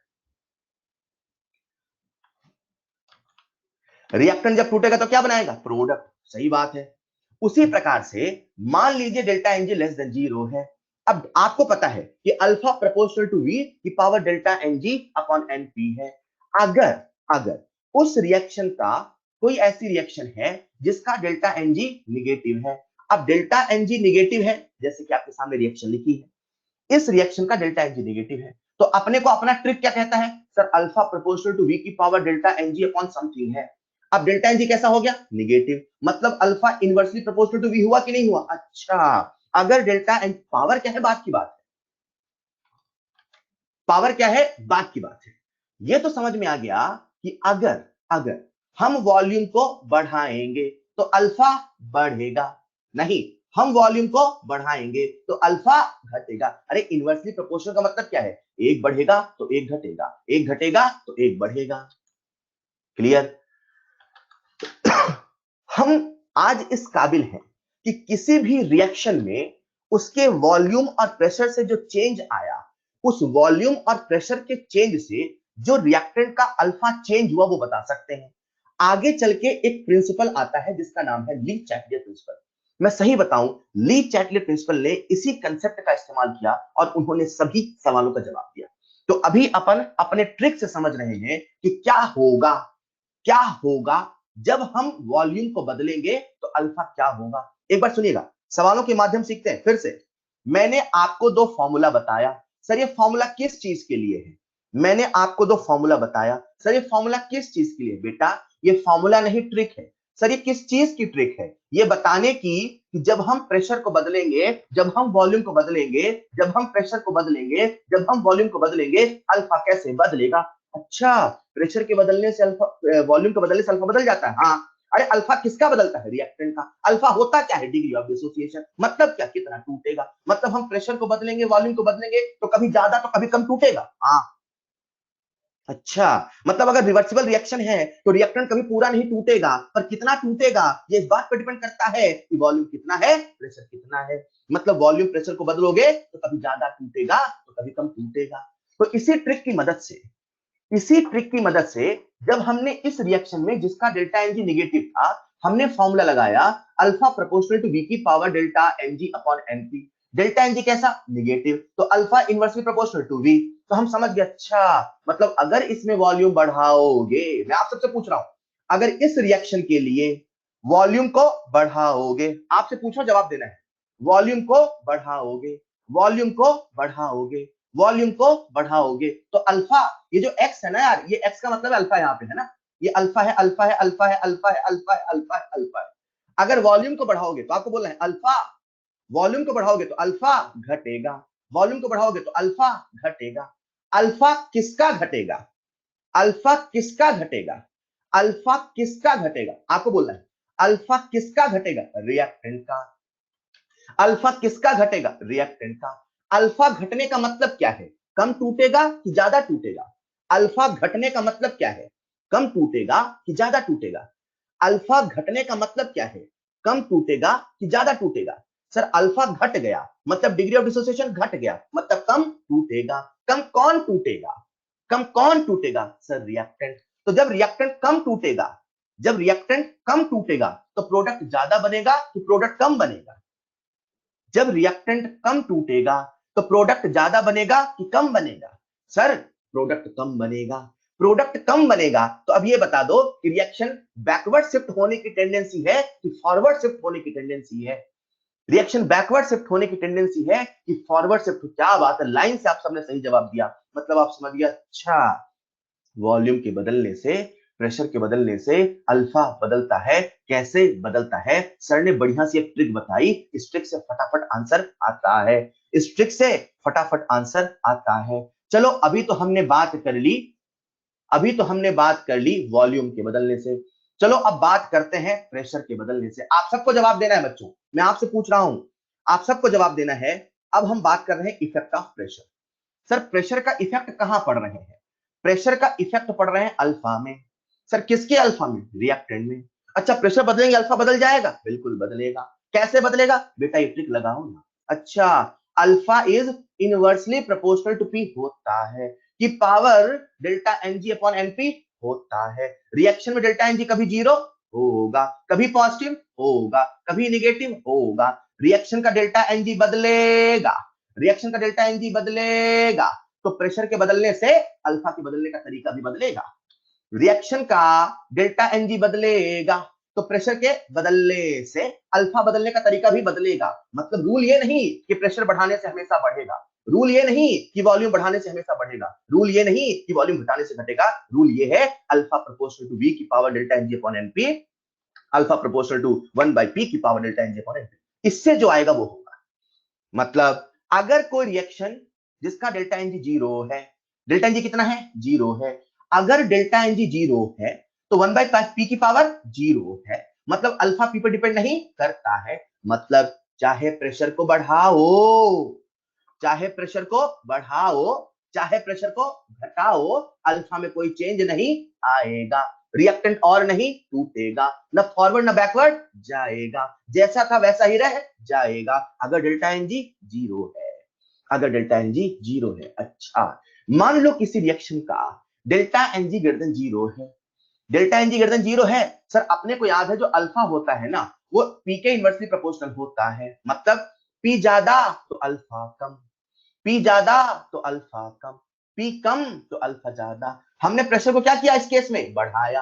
प्रेशर को बढ़ा रहे हैं तो अल्फा घट जाएगा। डेल्टा एनजी पॉजिटिव है ना यार, मुझे प्रोपोर्शनलिटी से भी मतलब है, अभी एग्जैक्ट नहीं पूछ रहा है, बढ़ेगा घटेगा भी ये पूछ रहा है। तो अगर किसी रिएक्शन का डेल्टा एनजी पॉजिटिव है तो आप इस एक्सप्रेशन से देख सकते हैं कि alpha inversely proportional to 1 by P है। डेल्टा एनजी की वैल्यू अगर पॉजिटिव है तो 1 बाई पी की कुछ पावर आएगा, लेट से 1 आया, लेट से 2 आया, लेट से 3 आया। तो इसका मतलब अल्फा पी के इनवर्सली प्रोपोर्शनल है, मतलब पी बढ़ेगा तो अल्फा घटेगा, पी बढ़ेगा तो अल्फा घटेगा। Is this clear?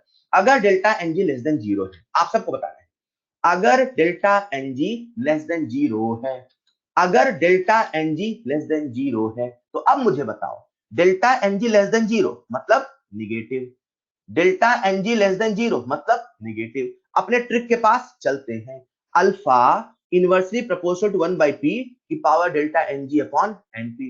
Delta N g की वैल्यू निगेटिव रख दिया, लेट्स से -1 रख दिया, तो अल्फा प्रोपोर्शनल टू पी हो जाएगा ना यार? हेलो, सही है। तो अगर हम प्रेशर को बढ़ाएंगे, पॉइंट नंबर 1, अगर हम प्रेशर को बढ़ाएंगे और ऐसी रिएक्शन में जिसका डेल्टा एन जी निगेटिव है, अगर हम प्रेशर को बढ़ाएंगे ऐसी रिएक्शन में जिसका डेल्टा एन जी निगेटिव है, तो प्रेशर के बढ़ाने से अल्फा बढ़ेगा कि घटेगा? प्रेशर के बढ़ाने से अल्फा बढ़ेगा घटेगा? प्रेशर के बढ़ाने से अल्फा बढ़ेगा कि घटेगा? सर प्रेशर के बढ़ाने से अल्फा बढ़ जाएगा, अल्फा बढ़ जाएगा, डिग्री ऑफ डिसोसिएशन बढ़ जाएगा, रिएक्टेंट और टूटने लगेगा, रिएक्टेंट और टूटेगा तो प्रोडक्ट और बनेगा, रिएक्शन फॉरवर्ड डायरेक्शन में जाएगा। हेलो, हेलो, एक सवाल पूछ लूं, देखता हूं आप में से कौन सही आंसर देता है। एक सवाल मैं आप सबसे पूछ रहा हूं, देखता हूं कौन सही आंसर देता है। पूछ लूं क्या? पूछ लूं क्या? चलिए एक सवाल मैं आपसे पूछ रहा हूं, calcium carbonate solid is in equilibrium with calcium oxide solid plus CO2 gas, plus CO2 gas. ये रिएक्शन एक कंटेनर में हो रही थी, हमने उसका वॉल्यूम बढ़ा दिया, बताओ अल्फा बढ़ेगा कि घटेगा? बताओ अल्फा बढ़ेगा कि घटेगा? ये रिएक्शन एक कंटेनर में हो रही थी, हमने उसका वॉल्यूम बढ़ा दिया, बताओ अल्फा बढ़ेगा कि घटेगा? हमने उसका वॉल्यूम बढ़ा दिया, बताओ अल्फा, ये अल्फा लिखा है ना, अल्फा है ये, बताओ अल्फा बढ़ेगा कि घटेगा? बताओ अल्फा बढ़ेगा कि घटेगा? अल्फा बढ़ेगा कि घटेगा? सबसे पहले क्या निकालना होगा? Delta N g. बच्चों डेल्टा एन जी की वैल्यू कितनी है सर? 1 माइनस, अरे ये सॉलिड है ना यार, ये सॉलिड है ना यार, तो केवल गैस से मतलब है, तो डेल्टा एन जी कितना है? 1। गैसियस स्टोइचियोमेट्री ऑफ प्रोडक्ट कितना है सर? वो भी 1। मतलब हमने आपको फॉर्मूला बताया, एक ट्रिक बताया, अल्फा प्रोपोर्शनल टू, ये अल्फा है, अल्फा प्रोपोर्शनल टू वी की power delta N G upon n p. अरे हाँ या ना? हाँ सर सही है।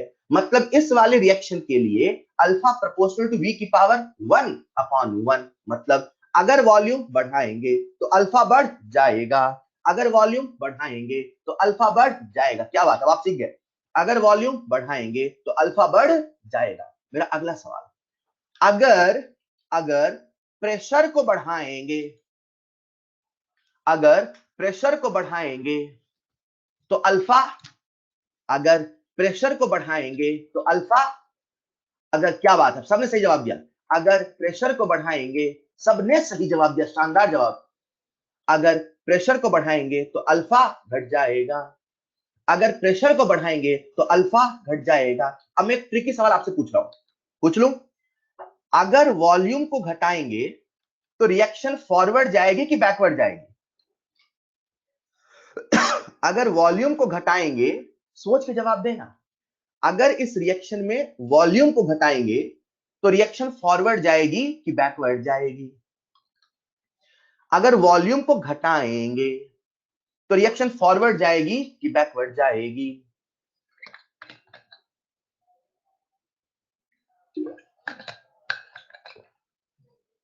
छा गए आप सब, छा गए बच्चों, शानदार।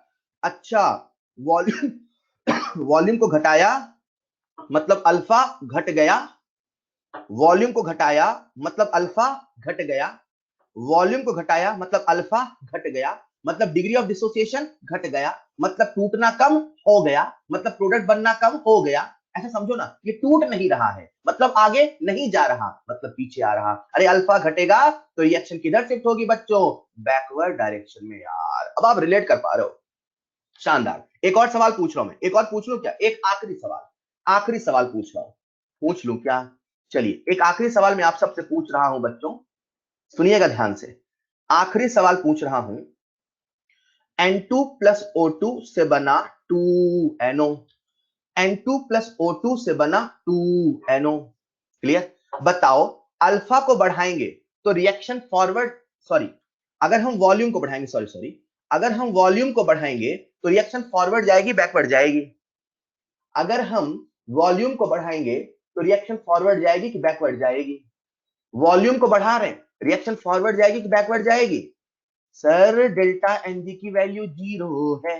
जब डेल्टा एनजी 0 होगा तो मैंने आपको जो ट्रिक बताया है उसमें ऊपर 0 आएगा, मतलब v की पावर 0 1 हो जाएगा, मतलब अल्फा पे डिपेंड नहीं करेगा। वॉल्यूम के बदलने से अल्फा में कोई चेंज नहीं आएगा, अल्फा में कोई चेंज नहीं आएगा, डिग्री ऑफ डिसोसिएशन कोई चेंज नहीं आएगा, ना तो रिएक्शन आगे जाएगा ना तो रिएक्शन पीछे आएगा, and the answer is no change no effect. Hello, अरे समझ में आया क्या? ठीक, बच्चों को प्रेशर का इफेक्ट समझ में आता है, वॉल्यूम का इफेक्ट समझ में आता है, बच्चों को प्रेशर का इफेक्ट समझ में आता है, वॉल्यूम का इफेक्ट समझ में आता है। बोलो बच्चों, आता है? बच्चों को प्रेशर का इफेक्ट समझ में आता है, वॉल्यूम का इफेक्ट समझ में आता है, प्रेशर बदलने से, वॉल्यूम के बदलने से अल्फा कैसे बदलता है इस ट्रिक के माध्यम से बहुत आसानी से हो जाता है। लेकिन लेकिन लेकिन एक केस आता है मिक्सिंग ऑफ इनर्ट गैस का, मुझे आप सबका पूरा ध्यान चाहिए तभी फील आएगा। ठीक, अगर मान लीजिए ये कंटेनर है, इसमें रिएक्टेंट है ए और बी, रिएक्शन हो रही, बन रहा सी, हमने इसमें इनर्ट गैस मिला दिया। जब हम इनर्ट गैस मिलाते हैं, जब हम इनर्ट गैस मिलाते हैं तो इनर्ट गैस का पहले मतलब समझो। इनर्ट गैस का मतलब हमेशा हीलियम, नियॉन, आर्गन, क्रिप्टन नहीं है, नहीं।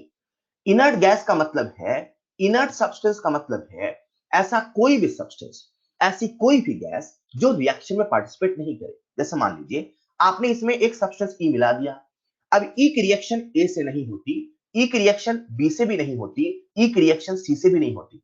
हो सकता है ई की रिएक्शन किसी से होती हो लेकिन यहां पे नहीं होती, तो अपन मान के चलेंगे कि ए बी सी के लिए जो ई है वो एक इनर्ट सब्सटेंस है, राइट?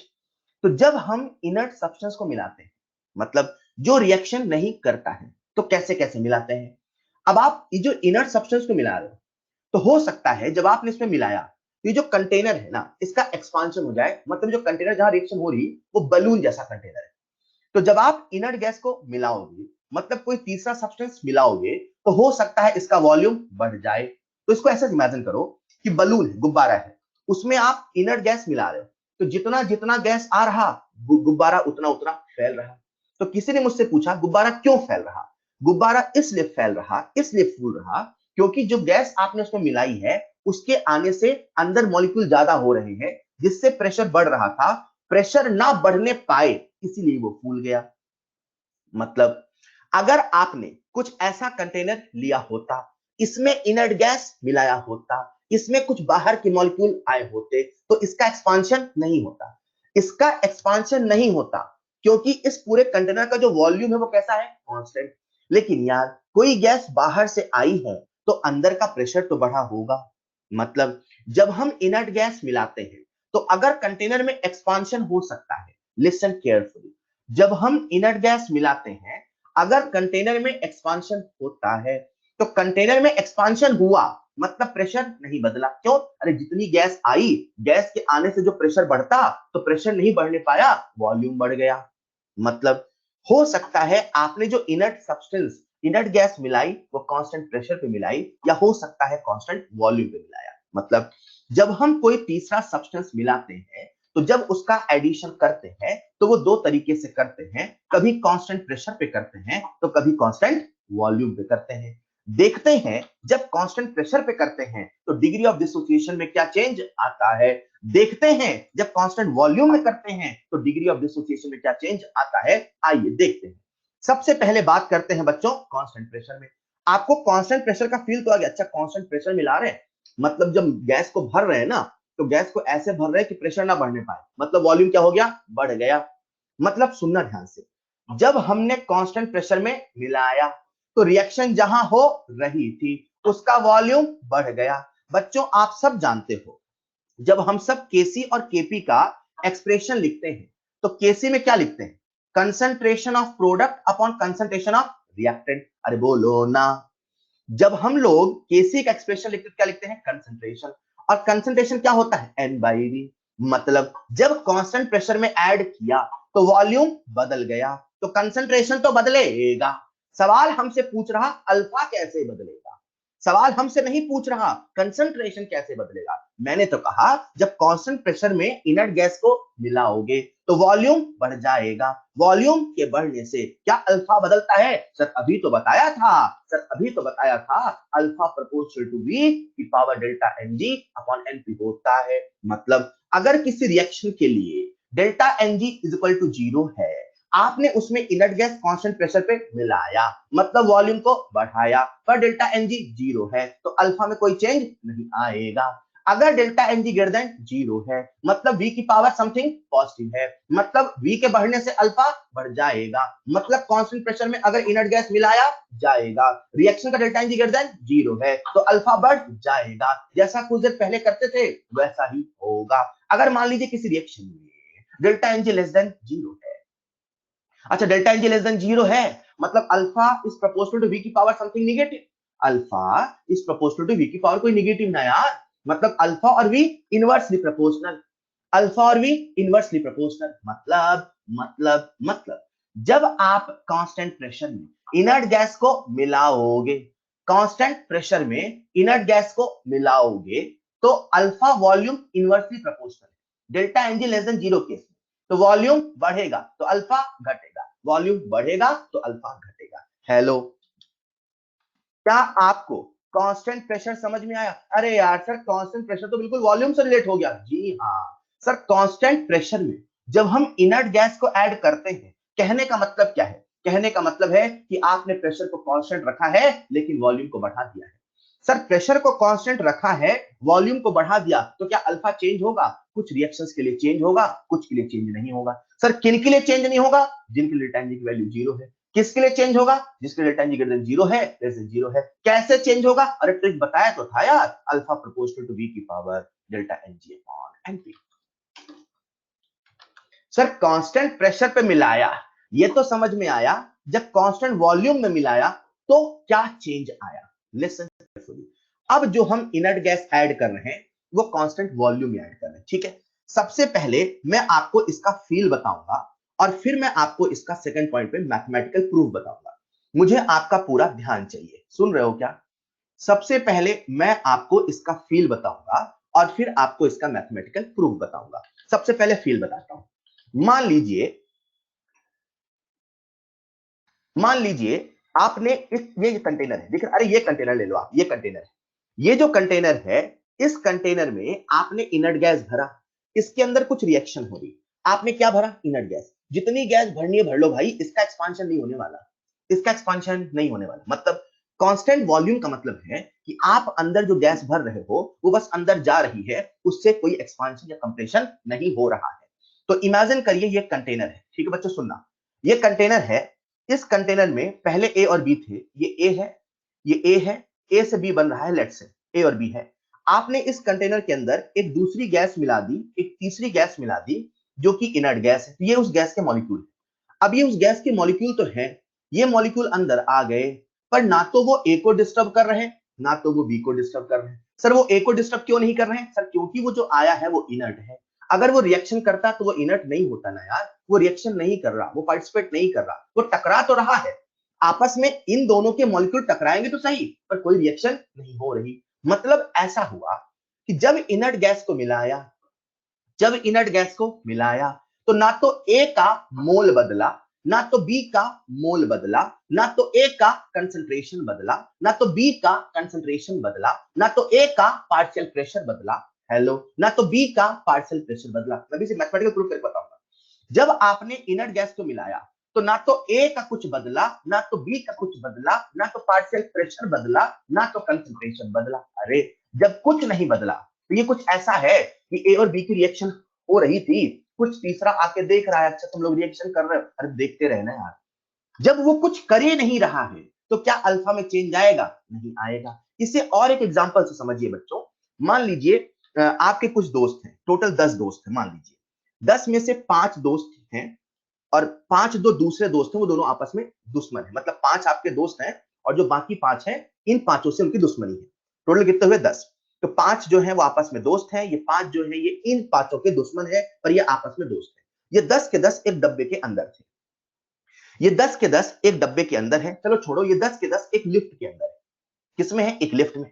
लिफ्ट में 10 है, 5 दोस्त हैं, 5 आपस में दोस्त हैं, पर दोनों आपस में दुश्मन हैं। लिफ्ट के अंदर 10 के 10 बंद थे, तो दोनों आपस में लड़ाई झगड़ा करेंगे। लड़ाई झगड़ा का मतलब हुआ डिसोसिएशन, का मतलब हुआ रिएक्शन, राइट? अब क्या हो रहा है कि इसी लिफ्ट में, लिफ्ट का वॉल्यूम क्या है? पिक्सल लिफ्ट काफी बड़ी मान लो। अब आपने क्या किया कि इसी लिफ्ट में खूब सारे पिलोज, तकिए डाल दिए। क्या डाल दिए? तकिए। बहुत सारे तकिए डाल दिए, मतलब इतने तकिए डाल दिए कि हर बंदे के बीच में तकिया है, आपस में तकिया है, हर जगह तकिया है। तो मैंने आपसे एक सवाल पूछा कि जब आप लिफ्ट के अंदर खूब सारे तकिए डाल दोगे, खूब सारे तकिए, तो जब तकिए डालोगे तो क्या वो 5 दोस्त और ये 5 दोस्त आपस में जो दुश्मन है, क्या ये 10 के 10 लड़ाई झगड़ा छोड़ देंगे? नहीं, लड़ाई झगड़ा नहीं छोड़ेंगे। उनकी झगड़ने की प्रवृत्ति पहले थी, वो अब भी रहेगी।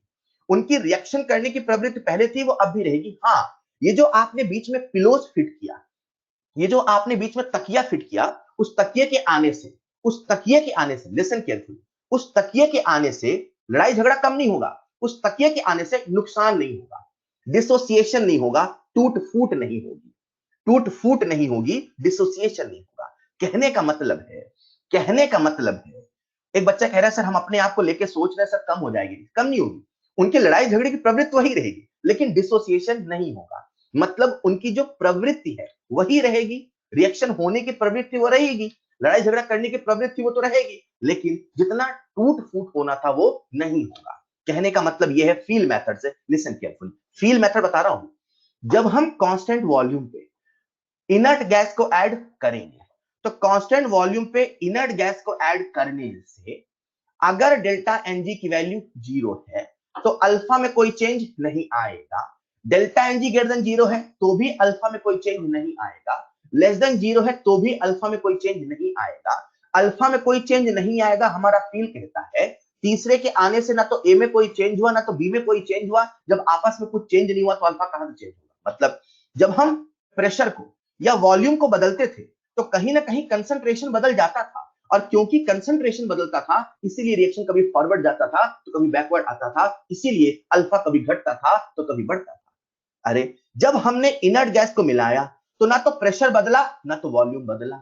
जब प्रेशर नहीं बदला, वॉल्यूम नहीं बदला, कंसंट्रेशन नहीं बदला, कुछ नहीं बदला, ना तो किसी से रिएक्शन हुई ना कुछ हुआ, मतलब जो जैसा चल रहा था वैसा ही चलता रहेगा। एक बच्चा बड़े ध्यान से सुन रहा था। उसने मुझसे डाउट पूछा, सर यार एक बात बताइए, हम लोग पढ़ते हैं जो पार्शियल प्रेशर होता है वो mole fraction into total pressure होता है। मैंने कहा सही है सर। जैसे मान लीजिए ये पहले ए के मोल थे Na, बी के मोल थे Nb, और ये इनर्ट गैस आ गई, इसका नाम सी रख देते हैं, इसके मोल हो गए Nc। मैंने कहा ठीक है सर। हम लोग ऐसा पढ़ते थे कि जो मोल फ्रैक्शन होता है, मतलब जब ये इनर्ट गैस नहीं थी, मैं दो सिचुएशन ले रहा हूं, जब इनर्ट गैस नहीं थी और जब इनर्ट गैस थी। जब इनर्ट गैस नहीं थी मतलब एब्सेंस ऑफ इनर्ट गैस, बच्चों आपका ध्यान चाहिए, एब्सेंस ऑफ इनर्ट गैस, और एक केस ले रहा हूं मैं प्रेजेंस ऑफ इनर्ट गैस। सुन रहे हो क्या? हाँ ठीक है सर। जब इनर्ट गैस नहीं थी तो उस समय केवल ए और बी था, तो सर जो एक्स ए होगा वो Na upon Na plus nb होगा। मैंने कहा सही है सर। जो एक्स बी होगा वो एनबी अपॉन Na प्लस होगा। मैंने कहा सही है सर। आपने कहा कि इनर्ट गैस के आने से ए का कंसंट्रेशन नहीं बदला, समझ में आता है। आपने कहा इनर्ट गैस के आने से बी का कंसंट्रेशन नहीं बदला, समझ में आता है। सर ए और बी का पार्शियल प्रेशर तो बदलेगा। मैंने कहा नहीं बदलेगा सर। क्यों नहीं बदलेगा सर? मोल आएंगे तो बदलेगा ना। कैसे बदलेगा? नहीं बदलेगा। लिसन केयरफुली, क्या बोला मैंने? ए की mole fraction Na upon Nb, B के mole fraction Nb upon Na plus Nb। सही बात है सर। जब इनर्ट गैस आ गई तो ए का जो मोल फ्रैक्शन होगा वो क्या होगा? Na upon Na plus Nb plus Nc। जो बी का मोल फ्रैक्शन है क्या होगा?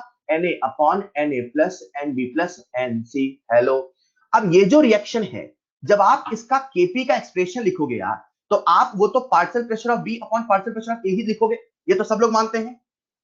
इनर्ट गैस आई के बाद आप पार्शियल सॉरी इसका जब केपी का एक्सप्रेशन लिखोगे तो केपी के एक्सप्रेशन में partial pressure of B upon partial pressure of A ही तो आएगा, इनर्ट गैस का पार्शियल प्रेशर नहीं आएगा। हाँ बात सही है सर। जब इनर्ट गैस नहीं थी, लिसन केयरफुली, जब इनर्ट गैस नहीं थी उस समय अंदर का जो टोटल प्रेशर था, कौन सा प्रेशर? टोटल प्रेशर, मतलब P टोटल बराबर, आप सब जानते हैं पीवी बराबर एनआरटी होता है। यहां पे कितने मोल है? Na प्लस एनबी, तो P टोटल होगा Na plus NB into RT upon V. Hello, सही बात है सर। तो जब आप इसका पार्शियल प्रेशर निकालोगे, क्या निकालोगे? Partial pressure. तो मैं ए का पार्शियल प्रेशर निकाला तो कैसे लिखूंगा? ए का mole fraction into total pressure. A का मोल फ्रैक्शन कितना है? Na upon Na plus NB, hello, into total pressure कितना है सर? टोटल प्रेशर है Na plus NB into RT upon V. Sir Na plus NB cancel हो जाएगा। उसी प्रकार से जब पार्शियल प्रेशर ऑफ बी लिखोगे तो क्या लिखोगे sir? Nb upon Na plus NB into Na plus nb upon V into RT. Na plus NB cancel हो जाएगा। ये ए का पार्शियल प्रेशर है और ये बी का पार्शियल प्रेशर है। जब इनर्ट गैस नहीं मिलाया तो कितना था? Na into RT upon V. ये कितना था? Nb into RT upon V. अब यहां आ जाओ, आपने इनर्ट गैस मिला दिया। अरे जब इनर्ट गैस मिलाओगे तो मोल फ्रैक्शन बदलेगा। अरे मोल फ्रैक्शन बदलेगा, टोटल प्रेशर भी तो बदलेगा। सर कैसे? जब इनर्ट गैस को मिला दोगे तो टोटल प्रेशर कितना हो जाएगा? इसी फॉर्मूले से, इसी फॉर्मूले से। अब ए भी है, बी भी है और सी भी है, तो क्या होगा बच्चों? टोटल प्रेशर क्या होगा? Na plus nb plus nc into RT upon V. Hello, सही बात है सर। अब जब नया पार्शियल प्रेशर लिखोगे तो कैसे लिखोगे बच्चों? दिख रहा है ना सबको? Na upon Na plus nb plus nc into Na plus nb plus nc upon V into RT. ये कैंसिल फिर से हो जाएगा। जो ए का पार्शियल प्रेशर आएगा वो Na upon V into RT ही तो आया था। पहले कितना पार्शियल प्रेशर था sir? Na upon V into RT. बाद में कितना पार्शियल प्रेशर है? Na upon V into RT. पहले कितना बी का प्रेशर था? तो जितना पहले था उतना बाद में। लिसन केयरफुली, जब हम इनर्ट गैस को मिलाते हैं, थैंक यू अभिषेक बेटा, जब हम इनर्ट गैस को मिलाते हैं, मैं फिर से रिपीट कर रहा हूं, सबसे पहले फील, तो ऐसे फील करो, इनर्ट गैस को मिलाया, इनर्ट गैस आया, ना तो ए को कुछ किया ना तो बी को कुछ किया, वो तो देख रहा था, तुम दोनों रिएक्शन कर रहे हो तो करते रहो। जब ए पे कुछ फर्क ही नहीं पड़ रहा, जब बी पे कुछ फर्क ही नहीं पड़ रहा, तो जब ए और बी पे, तो क्यों रिएक्शन आगे जाएगा, क्यों रिएक्शन पीछे आएगा? ये तो वाली बात है कि कंटेनर में रिएक्शन हो रही है और आप बाहर देख रहे हो, रिएक्शन कर रहा है तू, तो आपके देखने से रिएक्शन बोलेगी मैं आगे जा रही हूं पीछे, ऐसा थोड़ी होता है। फिर एक बच्चा मुझसे कहता है लेकिन सर जब हम इनर्ट गैस को मिलाते हैं तो इनर्ट गैस के मिलाने से पार्शियल प्रेशर तो बदलेगा। मैंने कहा नहीं बेटा, पार्शियल प्रेशर नहीं बदलेगा। सर कैसे नहीं बदलेगा? मैंने यही आपको पूरा समझाया कि इनर्ट गैस के मिलाने से कांस्टेंट वॉल्यूम पे ना तो कंसंट्रेशन बदलता है, ना तो पार्शियल प्रेशर बदलता है, ना तो मोल बदलता है। जब रिएक्शन में कुछ नहीं बदला तो ना तो रिएक्शन आगे जाएगा ना तो रिएक्शन पीछे आएगा, ना तो रिएक्शन आगे जाएगा ना तो रिएक्शन पीछे आएगा, ना तो अल्फा बढ़ेगा ना तो अल्फा घटेगा। तो एक बच्चा जिसको फील भी नहीं आया, जिसको मैथमेटिकल प्रूफ भी समझ में नहीं आया, उसने तो रट लिया। क्या? जब इनर्ट गैस को कांस्टेंट वॉल्यूम पे मिलाते हैं तो रिएक्शन चाहे कैसी भी हो, अल्फा चेंज नहीं होता है। रिएक्शन कैसी भी हो, अल्फा चेंज नहीं होता है। एक बच्चे को जिसको फील भी नहीं आया, जिसको मैथमेटिकल प्रूफ समझ भी नहीं आया, कभी बीच में नेटवर्क चला गया, उस बच्चे ने रट लिया, अच्छा जब इनर्ट गैस को कांस्टेंट वॉल्यूम में मिलाते हैं, जब इनर्ट गैस को कांस्टेंट वॉल्यूम में मिलाते हैं अल्फा चेंज नहीं होता है। जब कांस्टेंट प्रेशर में मिलाते हैं तो कांस्टेंट प्रेशर में मिलाया मतलब वॉल्यूम बढ़ गया, तो वैसे ही चेंज होता है जैसा कि वॉल्यूम के बदलने से होता है। हर्षित वही तो समझाया बेटा मैथमेटिकल में, आप जो सोच रहे हो वैसा नहीं है। देखो एक बच्चे ने कहा सर मेरा नेटवर्क ही नहीं आया। ऑलराइट, तो अभी हमने आपको जो समझाया वो क्या समझाया, लिसन केयरफुली। ये जो सारी बातें मैं आपसे कर रहा था, 2 मिनट और लूंगा बेटा, इन सभी का एक मैथमेटिकल प्रूफ है। लेकिन अगेन आपको ये जो पूरा मैंने आपसे कहा, क्या अल्फा का फॉर्मूला होता है, ये ट्रिक बताया ना कि अल्फा का फॉर्मूला होता है वी की power delta N G upon NP. ये जो सारा फॉर्मूला मैंने आपसे बताया, इसका डेरिवेशन यहाँ है। अगर कोई बच्चा इसको पढ़ना चाहता है तो वो पढ़ सकता है, मैं हैंडआउट में दे रहा हूं, लेकिन मैं सलाह दे रहा हूं कि इसको पढ़ के अपना टाइम वेस्ट नहीं करें, सीधे सवाल सॉल्व करें। ठीक है? तो ये आपको पढ़ने की आवश्यकता नहीं है, डोंट नीड टू रीड, ये आपको पढ़ने की आवश्यकता नहीं है। ये हो गया, यहां सारा डेरिवेशन, मतलब वही देखिए ना, जो अल्फा आया डेल्टा एनजी के लिए अल्फा प्रोपोर्शनल टू वी की पावर 0 आया। अरे सर काहे कितनी मेहनत करें जब हम सीधे ट्रिक से कह सकते हैं अल्फा प्रोपोर्शनल टू वी की power delta NG upon np, जिसका डेल्टा एनजी 0 सर वी की पावर 0 ही तो होगा, क्यों इतनी मेहनत करें। फिर भी जिसका मन है वो ये सारा डेरिवेशन देख सकता है, लेकिन मैं कह रहा हूं इसको देख के टाइम वेस्ट नहीं करना है, आपको सारे सवाल इसी ट्रिक से करना है। Is this clear? Is this clear? मैंने आज आपको समझाया कि इनर्ट गैस मिलाने से क्या होता है। क्या बात है प्रद्युम्न बेटा? सुनो यार, अभी थोड़ा सा होमवर्क रिड्यूस करते हैं, कल भी क्लास है आपके बैच में ना, आज थर्सडे है। आपका जो होमवर्क रहेगा कल और मजा आएगा, क्योंकि यहां से मैं अब आपको बताऊंगा ली चैटलेट प्रिंसिपल क्या है। आपका जो होमवर्क है उसमें आप एक्सरसाइज 1 में थोड़ा सा रिड्यूस कर रहे हैं, होमवर्क रिड्यूस कर रहे हैं। एक्सरसाइज 1 में 53 ही रहेगा। मैंने कुछ देर पहले आपको होमवर्क दिया था, बस 2 मिनट और बेटा। कुछ देर पहले मैंने आपको होमवर्क दिया था, उसमें से एक्सरसाइज 1 रिड्यूस कर ले। एक्सरसाइज 1 मैंने आपको दिया था अप टू 63, वो 53 रहने दें। एक्सरसाइज 1 अप टू 53 ही रहने दें, अप टू 53। एक्सरसाइज 3 आप हाफ कंप्लीट कर लो, हाफ कल की क्लास में कंप्लीट कर लेना, हाफ कंप्लीट, ठीक है। हाँ आधे कर लेना, देख लेना, ठीक है। ऑलराइट, तो आज के लिए इतना ही। जितना मैंने पढ़ाया इसको ध्यान से देखेंगे, हालांकि बच्चों को तुरंत याद हो जाता है, फिर भी अगर किसी बच्चे को याद नहीं है तो वो इसे याद जरूर करेगा। यहीं से हम नेक्स्ट क्लास में बात करेंगे कुछ न्यूमेरिकल के साथ, ली चैटलियर प्रिंसिपल, राइट। तो आप सभी इसे रिवाइज करिएगा। मैंने अल्फा का रिलेशन बताया वी और पी के बीच में, इनर्ट गैस का एडिशन हुआ, प्रेशर का इफेक्ट हुआ, वॉल्यूम का इफेक्ट हुआ। That's all for today, thank you so much, thank you so much. जिन बच्चों के पास लिंक है वो जा सकते हैं, जिन बच्चों के पास लिंक है वो जा सकते हैं। मैं आपको अभी लिंक पे ही हैंड आउट दे दूंगा। सर कल क्लास नहीं है, नहीं बेटा कल क्लास है यार, है, मुझे पता है नेटवर्क की प्रॉब्लम है, बट क्लास है, अभी अभी हमारे पास कोई इंफॉर्मेशन नहीं है, ठीक है। आप इसे बाद में रिकॉर्डेड देख लेना, don't worry. That's all for today, thank you so much. मैं भी आपके इसका हैंड आउट बना दूं जिनका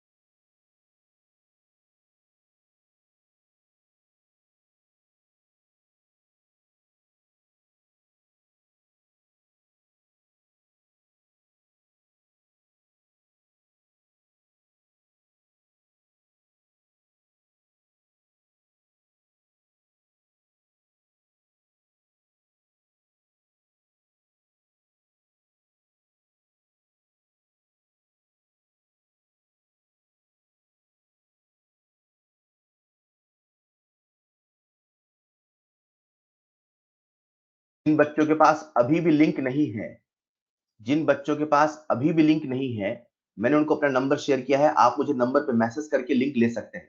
आप सभी के पास अब लिंक होनी चाहिए बेटा, सभी के पास लिंक होनी चाहिए। आप सबके सामने अभी एक पॉपअप आया होगा, उस पॉपअप की मदद से आज की क्लास के हैंडआउट को डाउनलोड कर लें। आप सबसे रिक्वेस्ट है कि जितना पढ़ाया उतना रिवाइज करेंगे, चीजों को बार बार करेंगे। That's all for today, thank you so much. अभी आप सबके सामने आ गया होगा पॉपअप।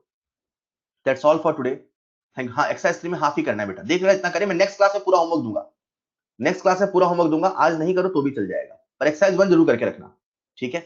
लिंक पे सारे हैंडआउट मिल जाएंगे। थैंक यू सो मच, मैं भी इसे क्लोज कर रहा हूं।